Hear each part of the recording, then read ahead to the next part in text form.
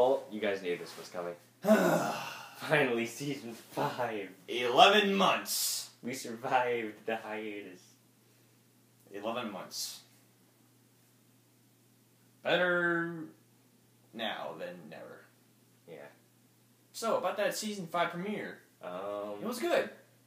Yeah. It's called the Cutie Map, which I still think is a stupid name. Dang it, Cutie Markless. They confirmed that last minute. They couldn't have just changed it to Cutie Markless. It's like, shouldn't be that hard. Dang it, why are we going back to stupid titles again for episodes? Why are we calling it... No, it's just... Cutie Markless would have been a great title. It's like... It fits. It makes sense. So where did that exactly come from, then? Well, let's just call it Cutie Or was it another alternate working title, I think? I think there isn't working titles. I don't know. It's kind of like the whole Northwest Mansion Noir thing. Yeah. It's mystery, not noir, but... Whatever, we're just going to call it Cutie Markless because... Yeah. So hopefully this review won't take eternity. No, because it's not... There actually isn't a lot of substance in this episode, being perfectly honest. Let's see, like, the season 4 premiere, everyone was hyped up for that thing because... The season 4 premiere created meme after meme. Yeah. This one, not so much. Except a lot of obvious memes and jokes. Except 1984 and... Communism, equalists. All of that, yeah. It's like, that's not very memey. But still. Yeah. Kid show. Yeah. Alright, so let's get into Cutie Markless. Alright, so it starts off basically right after Twilight's Kingdom or Rainbow Rocks? I'd say it's directly after Twilight's Kingdom, because they don't mention any of the events at Rainbow Rocks at all. Yeah. They mention events from season 4, nothing from Rainbow Rocks. Yeah. So I assume that it takes place right after the season. I assume it takes place immediately after the season 4 premiere, or finale rather. Not premiere. Whatever, it's after season 4. That's all we can tell from there. Yeah, the intro has... It's pretty much the lens flare. I don't know if there was lens flare already or not. Oh yeah, and they replaced Twilight's... They replaced the treehouse with the castle. Cute people crying in the background. Cute Digibrony crying. But he kind of said he sort of liked the episode. Well, too bad for him. Yeah. He's still butthurt over nothing. Another thing on my shirt. It's a pun! Can you not? Yeah, so basically, the main six sit down, Spike's right there kind of napping, the whole map shows up. Ooh, world building map, yay! Yay! This season's gonna be world building. We're gonna be going to places we've never been to before, and some old places we've been to before. Hey, you're gonna go to the Griffin place? Please no. Well, please maybe. Please yes. Please maybe, depending on how it goes. Yeah. Whatever, and then they realize, this place is telling us to go to this village thing, which doesn't really seem to have a name. No one's mentioned a name. I'm pretty sure it isn't really a name for a place that they go to. I've heard this name thrown around a lot, and I like using it. Equestria. It's genius. Whatever, it's that place. So the main six get on a train, they go to this... Well, let's talk about the beginning scene. Hi, Mom, Dad. Stop. Still hilarious. Not as funny, though, but still hilarious. Not as fun as the first time. Unfortunately, they spoiled, like, the funniest joke in the episode in the animatic, but who cares? It's still a funny joke. But there's still more to come. Yeah. And then Pinkie Pie... and then Pinkie... Get serious. Yeah. Pinkie Pie serious business. I'm on it. Careful, Pinkie. He just falls down the hill. Careful, Pinkie. Careful, Pinkie. Careful, Pinkie. Careful, Pinkie. Applejack, I'm already at the bottom. Okay. Oh, well, okay then. Okay, so they find this Equestria town place. No, we're gonna get to that. And they're like, oh, this place is all weird, and everyone looks the same. Welcome. The same. Welcome. Welcome. Welcome. And And they all got really Welcome. creepy smiles, Welcome. and Pinkie Pie's like, Welcome. Welcome. Welcome. Welcome! How does that not become a meme? Soon. Because there's so much other memes we can make fun of in this episode. You know what? You know what? When this is done, I'm making an image that's basically just welcome over and over. Alright, so they get to the town. Pinkie's like, those smiles are fake. They don't look right. You don't say. It's intentional. Uncanny Valley, yeah. But then they realize, yeah. Take me to your leader. And then we get to meet the big bad of the episode, Starlight Glimmer. Who, unlike most villains, is just a normal pony. Yeah, we got a completely normal pony as the big bad of that thing. Instead of, let's see. Let's go over the list of basically what kind of villains we've had over the years. We've had pretty much a renegade alicorn, Discord, a changeling, sort of evil. A spirit of darkness. Unicorn, spirit of darkness. Sunset Shimmer. A pony turned human. Yeah. Destroyer of souls. T-Rex Destroyer of souls. And Sirens. And the Sirens. And now we got a completely normal pony. Now we just have Starlight Glimmer, who's just... And also the whole name-theming thing. Gentlemen, we need a new pony for the antagonist in this premiere. Let's see. Right? Sunset Shimmer. Cross off. Starlight Glimmer. Genius. Okay. Starlight Glimmer's name, what do you think of it? Starlight Glimmer's name? No. It doesn't sound that very villainous or impressive. At least the Sunset Shimmer name sounds awesome. I mean, it fits with the whole motif, like, just regular pony. Light, kind of magic. Villain. Yeah, but... It kind of like Trixie Woolly Moon with the whole moon motif, and then Sunset Shimmer, Sunset, and then and now Starlight Glimmer with Star. Like you get the idea. Yeah, but Starlight's name doesn't sound that very intimidating because it sounds a little too sweet and heroic. Like, Sunset Shimmer. At least Sunset Shimmer sounds cool and somewhat ominous. Yeah, Sunset Shimmer sounds like a sinister name, and that's awesome. But Glimmer's actually better than I anticipated. Yeah, Starlight Glimmer, I kind of expected to just be generic, regular antagonist kind of character, but yeah, basically. A Mon pony. Pretty much everyone was, or people were going. I mean, she is kind of a Mon pony, but and everyone was also going with the whole Mayor Marks thing. Yeah, Mayor Marks. That would be a better name. Seriously, communist jokes everywhere now. Yeah, that's all the premiere's been good for so far, for the fandom at least. And yeah, but the weird thing is, Glimmer's actually probably the first antagonist. Well, the main big antagonist with sort of good intentions, but her means of achieving those intentions aren't good. Like you can fall into the line of well-intentioned extremist, like kind of a gray area villain. Sort of. Like not downright evil. Well, you could argue Discord. Discord doesn't have a morality. He's Discord. Discord doesn't have morality per se, but he's not like doing it to really harm anyone. He's just doing it to mess with them. Discord is just Discord. He has his own allegiance. Yeah. But Starlight Glimmer really thinks that she's in the right for the most part, even though she is kind of doing it in a sinister fashion. Well, considering what she does to the Town's ponies in the main six, yeah. It pretty much hammers in the point that basically... Like, she knows she's oppressive and all that, but... This is for your own good.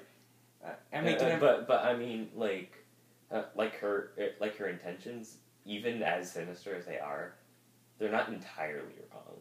Yeah. Like, not entirely. They're like... They have, like, some truth to them, but not a whole truth. Yeah, because basically different people can't get along because differing opinions. Yeah.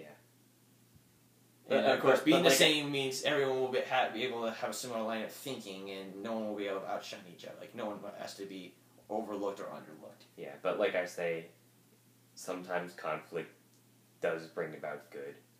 Yeah. Which, I guess that's kind of like that episode's which they don't really understand. Like, sure, you can have differing opinions, but differing opinions is the only way that you're ever going to change. Well, then again, how really human would we be if we were just really the same? We wouldn't. We wouldn't be individuals. We'd be robots or something. Yeah, and that's why world peace shouldn't be a thing, in all honesty. It'd be nice, definitely, to always, to never have conflict, but then again, conflict is the only way that we're ever going to grow as a society. A little bit of conflict is nice. Too much conflict, yes, that's bad. Too much conflict brings about genocide and everyone dies. No conflict just makes you all, like... infantile. Yeah, basically. Just mindless. Not progressive. Yeah, not progressive. And of course, the reason why the ponies start coming to this strange little town is because they're apparently like, I think I'm missing something in my life. Like, they're like, they're thinking their lives aren't that all great, so they think coming to Glimmer's place is like basically the means of basically, finding more to life. Achieving enlightenment. Yeah. This episode is about cults and communism, and that's weird. Kids show. And then they sing a song about it. And yeah, that song. Alright, I'm not gonna say that. It's not one of the best songs on the show. It's pretty forgettable, but when you are watching it, it's... Yeah, it's forgettable when you try to think about it, but when you watch it... It's creepy. This episode actually has some real, creepiness. It's got a real creepiness thing to it. It's not just like... It's not like real creepiness, but it's like just kind of unsettling. I think that's a better word. Yeah, the whole episode is actually unsettling. Like, with the Sweetie Belle episode that we keep praising... The Sweetie Belle episode... That just took some interesting twists and turns. This episode's just... I still say that that's the biggest mind screw in the entire show. This comes close. Well, except here's the thing. One's basically based on dreams, the other's basically on really radical ideologies. Mm-hmm. I think the worst line in that, though, was like the whole... You can't have nightmares if you don't have dreams. Just... like... What? Alright, so yeah, basically... And then Fluttershy's totally into it. Yeah, Fluttershy is the one that's basically like, this place seems nice. Fluttershy surprisingly goes with everything, and it's weird. Fluttershy, look, yeah, they're smiling and they're nice, but can you sense the wrongness in it? Are you oblivious to the uncanny valley or something? She can sense the wrongness, but she feels the peace within them. Yeah. Like more so than anything. Yeah, Fluttershy actually had a very interesting role in this episode. Yeah, I think she ended up being the most important out of all the main six, actually. Yeah, kudos to Fluttershy. She's the MVP. Most valuable pony. Congratulations, Fluttershy. You've done it. What do you know? Your waifu finally did something useful for once. What do you mean, finally?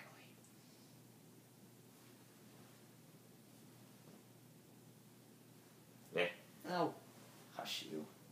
Rainbow Dash did nothing. Well, she's like, I wanted to do something. She's like trying to pick fights. She's like, ooh, are we gonna fight a monster? Are we gonna fight a monster? Nope, regular pony. Come on, Rainbow Dash. You already fought, basically. You didn't even get to fight any monsters lately. You got magic stone by Tyrannic. Yeah. And your human counterpart kind of did squabble fighting against sirens. Rainbow Dash is doing nothing lately. Oh, and let's not forget about another aspect of this episode. Pinkie Pie ruins everything. Again! Oh, yeah. Wait. No, that's a little bit farther. Or do you just want to skip to there? No, let's just skip to that. Yeah. So apparently they find out from one of the ponies. Who was that one pony? Let's see. Alright, apparently this episode focuses on 4 particular ponies. One that we had... The Eagle 4. Yeah, the Eagle 4s we're calling them, like... Yeah, like, these are the group of, like, the Thomas ponies who basically get some focus. Let's see, there's like the Snow White Stallion named Double Diamond. Double Diamond, who kind of acts as Glimmer's second in command, sort of, or at least the go-to pony. There's Sugar Belle, who the local baker who makes really terrible muffins. Yeah, that's who I was talking about before. Then there's Party Favor, Balloon Boy. Yeah, who actually he's probably my favorite of the bunch, and he builds binoculars out of balloons. And he built a bridge out of balloons. Yeah. I don't know. I'm going with it. Oh, great. I think people are like, let's ship Pinky with him. I think it might have already happened. Yeah. And there is Rule 34 of the episode already. Why'd you have to mention that?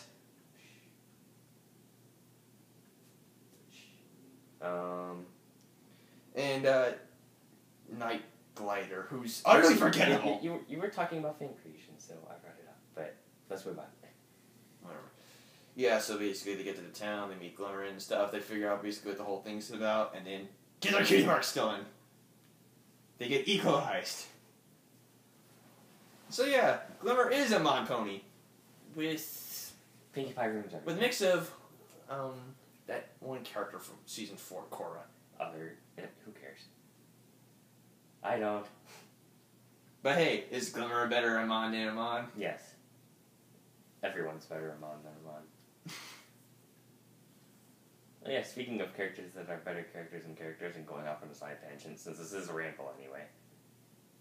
I'm watching Black Lagoon, and Revy's a better Gilda than Gilda. Now back to Cutie Markless.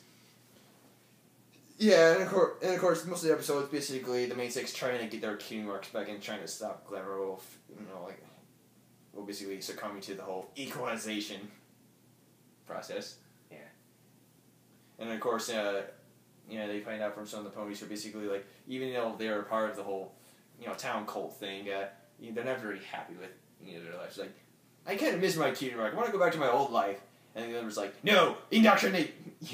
You go into room 101. No, not the place. Not the place. Yeah, and then they get locked in a room. No, seriously, they go, basically they'll come in. They get locked in a room for days. Yeah, multiple days, probably being starved. No, they had food in there. They had food and water. Yeah.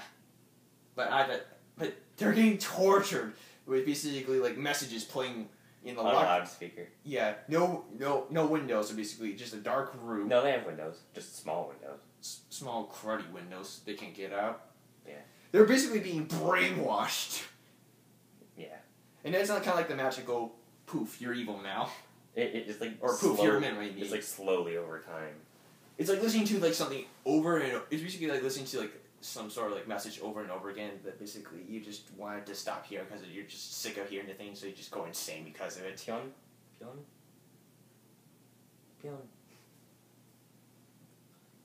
No one ever. No one cares. Pion. Right, and a lot of things. Fluttershy pretty much volunteers to be bait and stuff, and pretends to. No, she doesn't volunteer. They make her. Oh yeah. They were like, you like this place. You were getting into this. You really like this place. You be the person to save everything. And then she's like, okay. She's like, no, I was. Oh, and of course the whole losing their key marks makes them not sort of as good anymore. Applejack's losing your countryisms. Tweets don't even make sense anymore. Did you see that picture? Yes, I saw that too. And Pinkie Pie is wait, she said something about laughter. She said something really profound about laughter. I can't repeat the whole thing, but yeah. Yeah, so Fluttershy tricks joins Glimmer, and Glimmer's like, but I ever heard you mention... It's like laughter is an involuntary reaction caused by glee or something. In a straight voice. Yeah. It's everyone just looks at her like, that was oddly profound.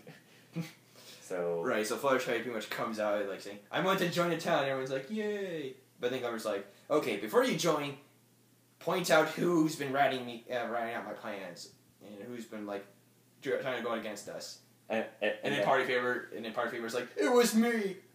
I was saying those horrible, nasty things. I just wanted my cutie mark back. Yeah, it's all on Fluttershy now. And then Party Favor's like, nope, me. I'll take it. I'll save my friends and get sent to the room. Yeah. And then when he comes out, he basically looks like he's snapped. Yeah. I'm hurt.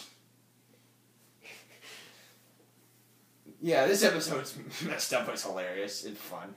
Well, it's not entirely messed up. I mean, it's messed up for pony standards, but yeah, we know messed up now.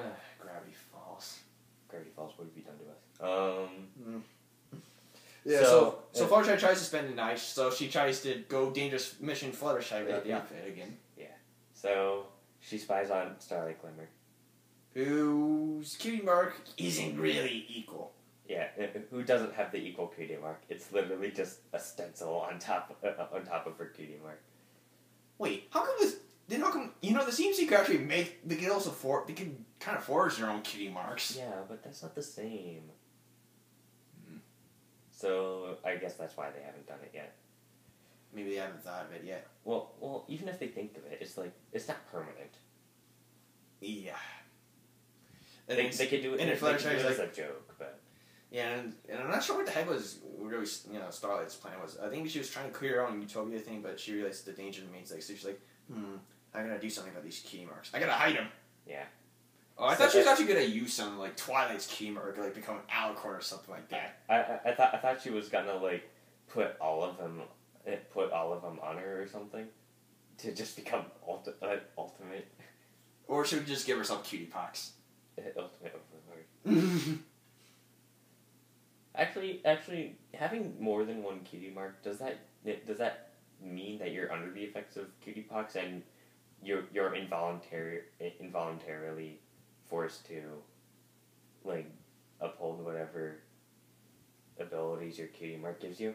I don't know. I just know cutie pox is basically a bunch of cutie marks pop on you and you're kind of forced to do a bunch of things. Who knows what Starlight Glimmer was going to do? Yeah. She had her own motives. Yeah.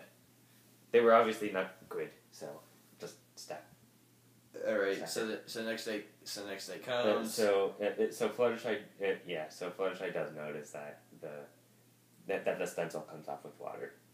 Yeah, so she sort of splashes at Glimmer.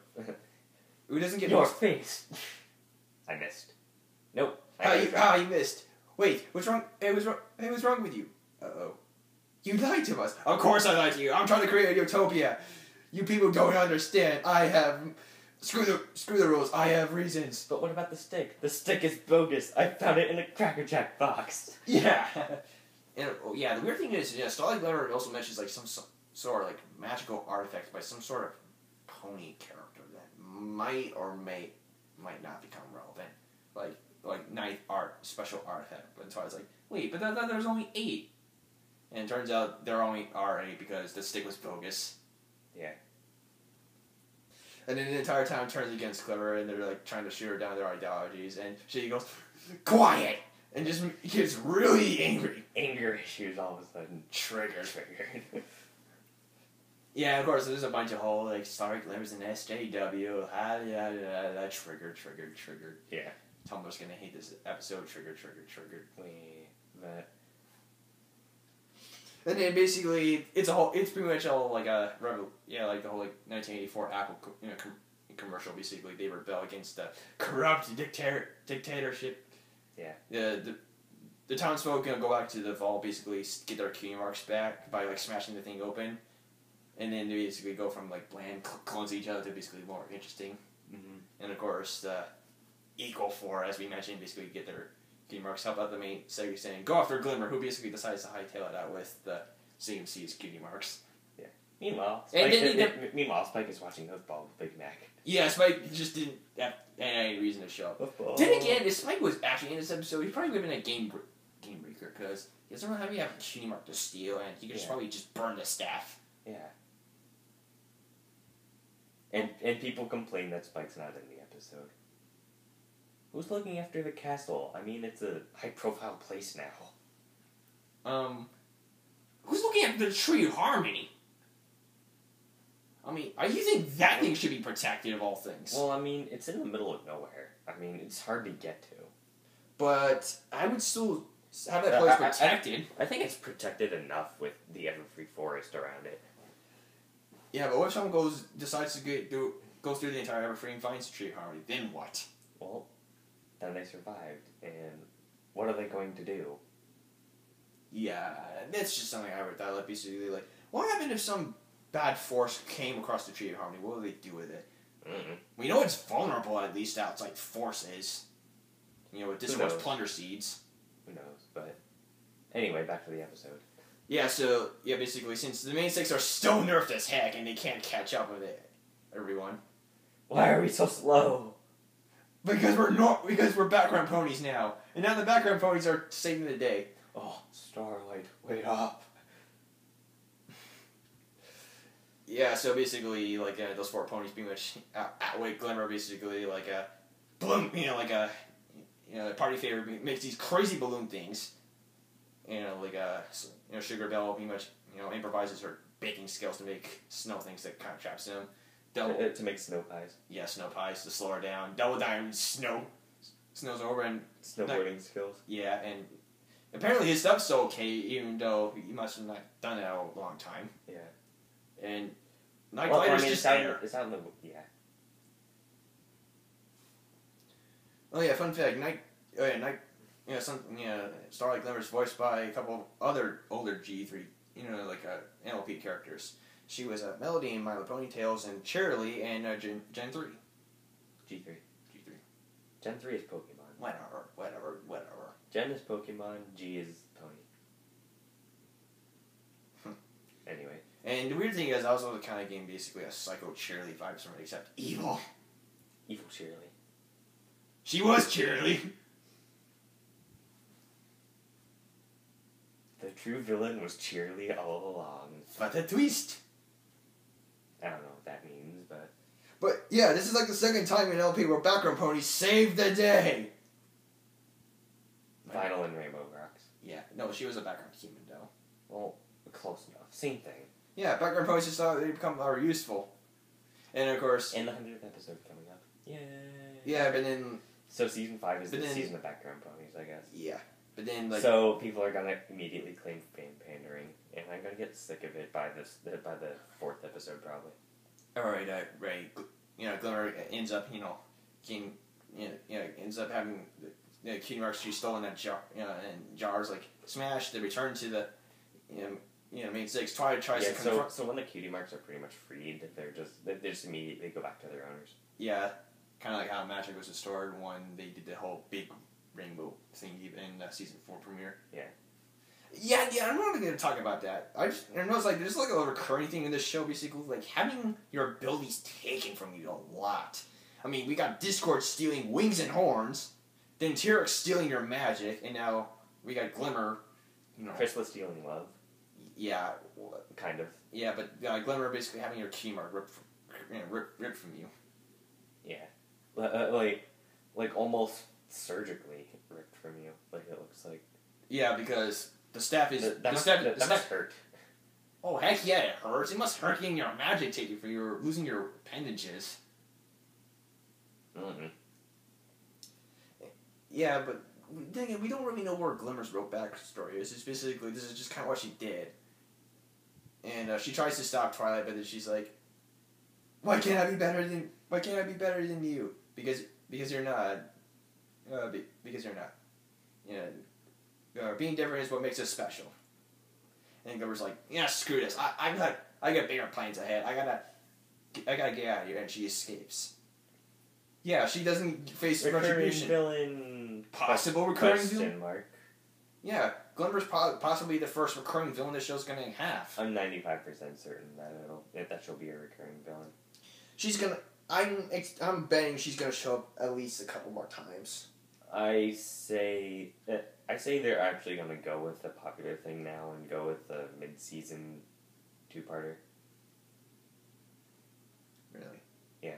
Oh yeah, the people who talk. Oh yeah, speaking of things, people write this episode. Larson's back. Larson and Scott Sunborn. Scott Sonneborn and Larson collaborated for this premiere. No. I mean, it's nice to have Larson back, and it's very obvious that he would write the premiere. But Scott Sunborn of all writers. Yeah, I thought people hated Sonneborn in this stuff. He wrote something good. Yeah. He wrote. Look, Sonneborn can write something good. And then people are like, no, it was all Larson. Oh yeah, and another thing. Not a single Alicorn joke. No, Scott Sunborn can write humor very well. But Larson was also pending this as well, and he didn't even bother sneaking in an Alicorn joke. Not even one Alicorn joke. Give him time. It'll happen. Larson, I expect at least one Alicorn joke by the end of the season. So I guess we're done talking about the episode. For the most part. Well, I mean, like, the premise of it. I guess. So any, like, technical things? Pinkie Pie ruins everything. Yeah, Pinkie Pie ruins everything. But it's done better here than in most episodes. Yeah. Because it comes back to bite her. Yeah. She's like, oh crap, I did a thing. Yeah. So. And Fluttershy was but even then, Pinkie Pie does help a lot more than, like, even Applejack and Rarity and Rainbow Dash. Oh yeah, and Twilight's not complaining about something for once. Twilight Sparkle in a two-parter, not complaining about something, or not, like, having any existential crisis or anything. Or yeah, it's just her being like, okay, this is what we need to do. We're gonna go do it. Okay. And she doesn't outshine anyone this episode. It's not about her. It's about all of them. Yeah, I think this is isn't this the first two-parter where Celestia doesn't show up? Yeah, where's Celestia been? Yeah, Celestia's not in this two-parter. Weird. Yeah, well, okay. I guess that's why it feels like really and this is probably the most normal-ish feeling I mean, we're dealing with basically communism cult. I'd argue that this is even more regular premiere than. Well, I mean, nothing's going to be more regular than the season 1 finale. Like, that's regular as regular can get. Well, yeah, because it's just basically a big event, and that, as ridiculous as it is slice of life. This is, like, definitely adventure. Yeah, and of course, apparently, you know, they're like going for like a new style for the show. The Matrix Chow around with the whole like friendship thing. Yeah. Basically, they're playing. I'm okay with this.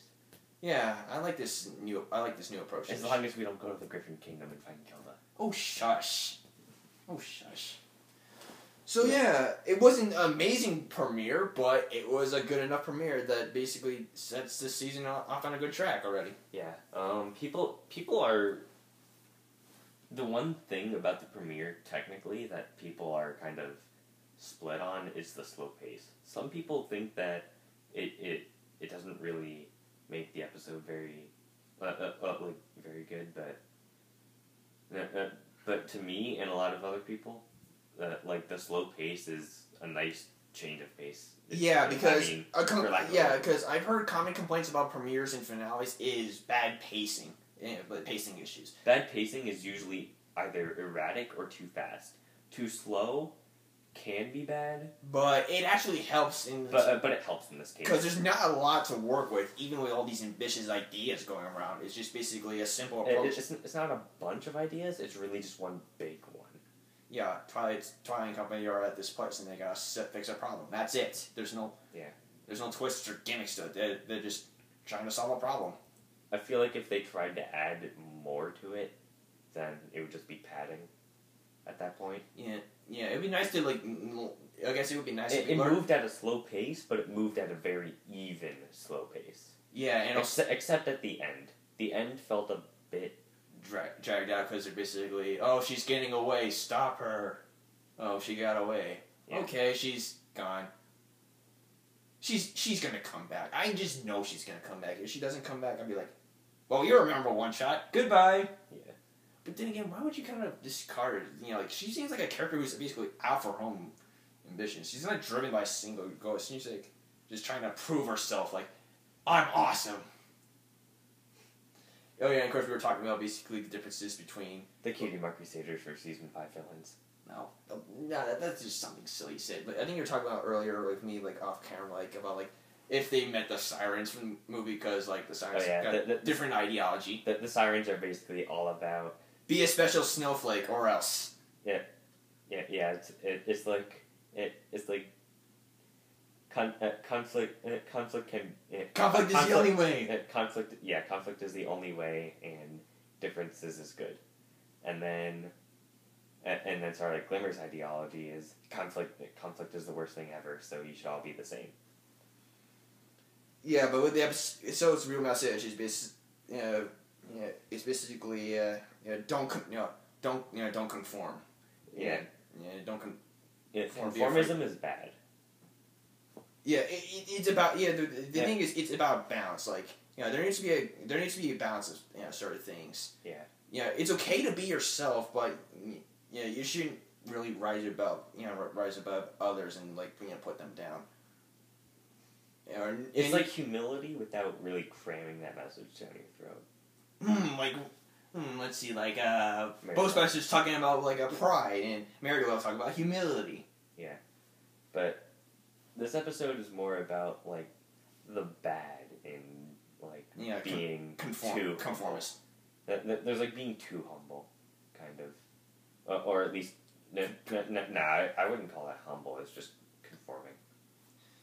Yeah, I don't think it's really I don't know like how the message would really work with these audiences, but I guess it was alright enough. I just know, even though I kind of knew what the message was going to be. People mostly liked it. I don't think there was anyone who loved it, but okay, even if you really thought like basically the whole ambitious ideas, like going to darker themes and tones of the episode. Like I don't really think there's anything in the episode that needed to be done better than it was. But even then, like, it didn't give us a whole lot. But even then, I still think it really felt like an episode. It really just felt like a 2-part episode, not like some sort of like spectacular event or just like a rushed movie. Yeah, it's there, but what it gives us is good. Well, and also it's kind of refreshing that we got something a little bit more slower pace. Yeah, like something more slower and less theatrical. Like it's still pretty dramatic and stuff. And, yeah, but it's not over the top. It definitely has great atmosphere. I'll say that.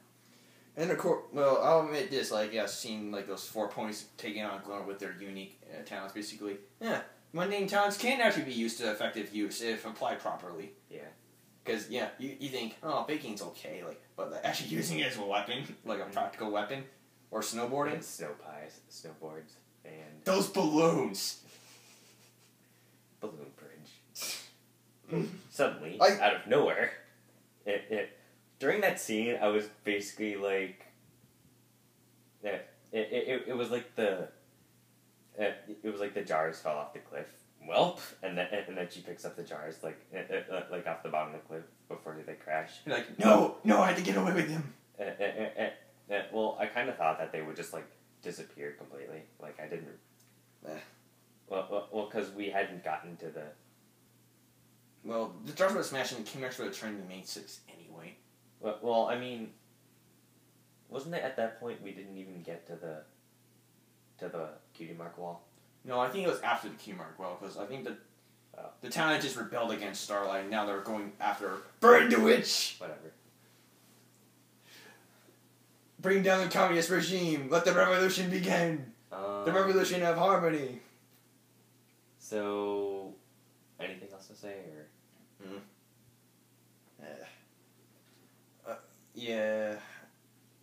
Yeah, this premiere wasn't spectacular, but it was worthwhile enough, and I'm looking forward to basically more of this new style. I guess they're going for. Yeah. Traveling around a bit slower pace to get us back into the swing of things. And it's basically like boom, welcome to the season. Yeah, like season 4 did. Season 4 was ridiculous. Yes, season 4 kind of needed to do that. Because it just needed to snap the fandom back into shape after season 3 in Equestria Girls. Yeah, season 4 was pretty much a drill instructor to get back into the swing of things, but this was more like a hey guys, welcome back. Here's more like just kind of casual, like being like, hey guys, here's welcome kind of funny again there. Yeah, and I wasn't asking for something over the top or bombastic. I was looking for just a good premiere. Yeah, and I wasn't expecting to get a lot out of this, and I definitely didn't get a lot out of this, but I'm pretty sure there's a little bit more things I might have missed out and some interesting nuggets of information, but it was enough for me, I guess. Yeah, but as I said, like it didn't give us much, but what it gave us was good. Mm-hmm. But like the lack of substance in it works to its advantage to add to the kind of atmosphere that it was. Yeah, it's slow, but it helps with the whole. It helps with the mood. Yeah, like basically, like it won't. Yeah, basically, slow and moments basically just lets the whole like eerie factor of it, like a sink in. Like, yeah, you know things are up, but you just wondering when something's going to happen. Yeah. The slow pace of it kind of just adds to just being unnerving, kind of, I guess. So other than that, it was a pretty solid episode. The jokes were good. Oh yeah, a balance of creepy and funny. Yeah, how nice. The premise was good. Characterization was good. I like those like 4 ponies, Glimmer and Fluttershy, surprisingly. Yeah. And Twilight wasn't whiny for. I keep telling you, she's best pony. What has Rainbow Dash done good lately? Think about it. When was the last time she did anything? No, I won't not believe you're called a Fluttershy. I will not give in. Rainbow Dash forever. Name one episode where she's done something good, where she hasn't screwed up and then had to... Equestria games. With? Not getting too overly huffy about not doing so well in the games. Oh, please.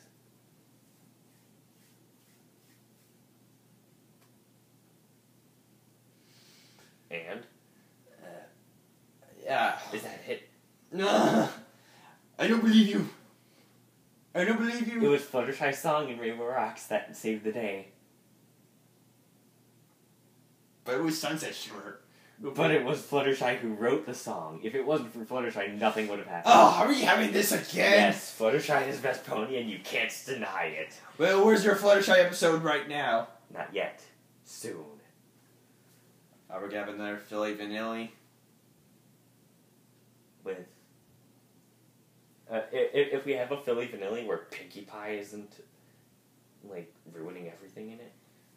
Pinkie Pie ruins everything. I'm just gonna say that right now. Pinkie Pie's my least favorite out of the main 6 now. From my very beginnings with the show, Pinkie Pie was my favorite. But now, she's... No. You hate Pinkie Pie now? I don't hate any of the main 6. Well... I just think the least of her. Well, I think...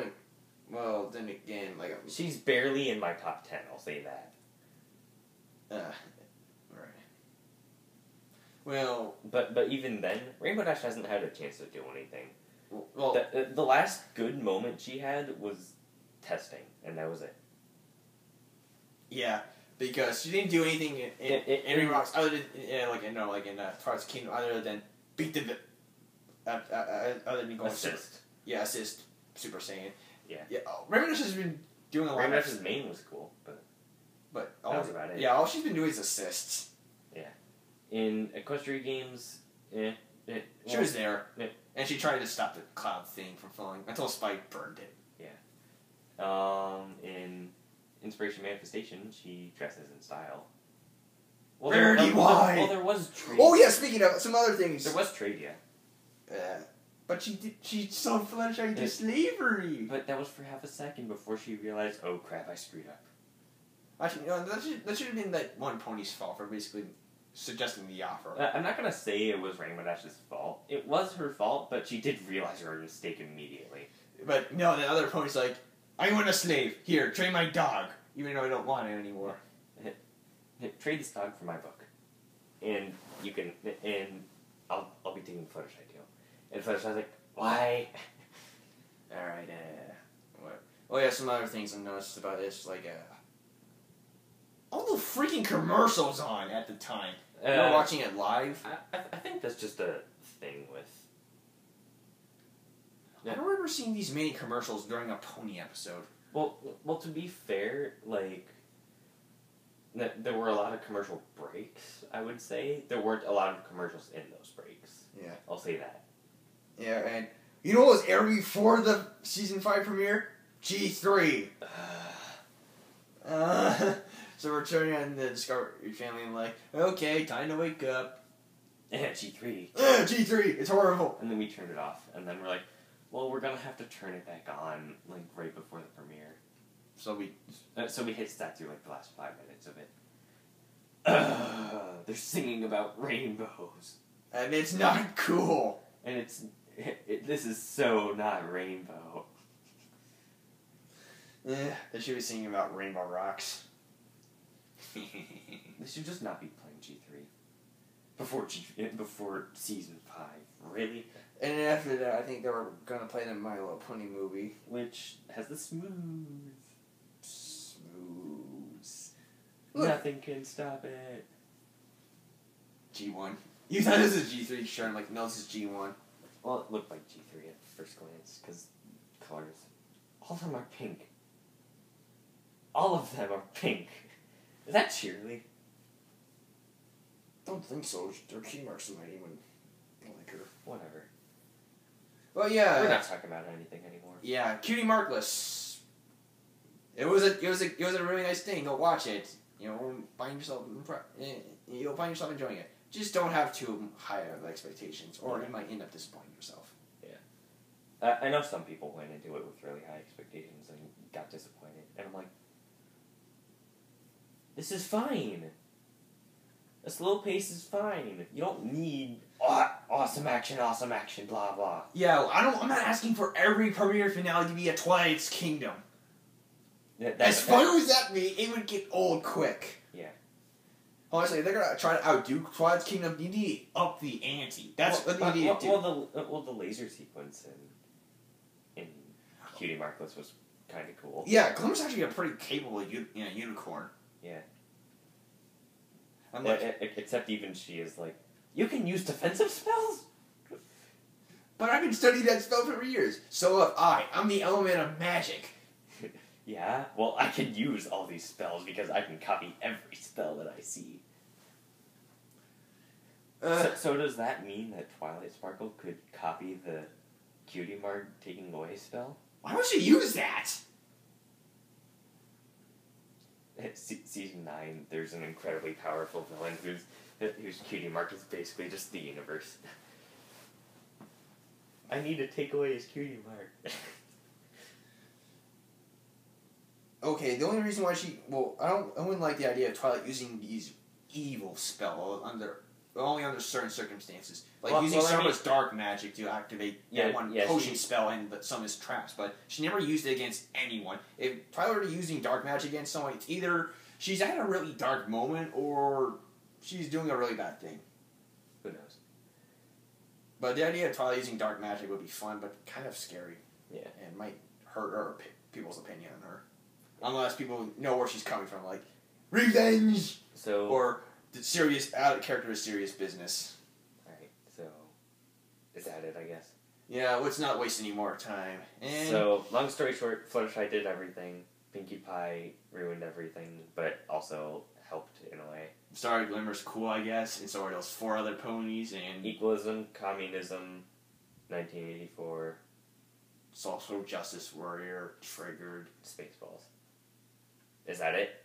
I think we've covered all bases. Alright. Oh, and Puffball. Oh, yeah. And Monty Python. Mm. Well, I guess... I think that's about it. Yeah, well, this is our first impressions of the Season 5 premiere, and we'll probably get back to it in a future retrospective. So... Which we should probably just do instead of, like, individual reviews. Yeah. Well, I mean, we're not going to do individual reviews anymore, since... Well, we're just going to be doing... No, I mean, we are doing individual reviews now, since we're watching the episodes, and these are our first impressions, but at the end of the season, we're just going to do retrospective, since we really can't do, like, group episodes together and then review them, and yeah. Yeah, especially some of the older episodes now. Yeah. So, long story short, we already said long story short, so... It's a thing. Go see it. It's a thing. 8.5 out of 10 for me.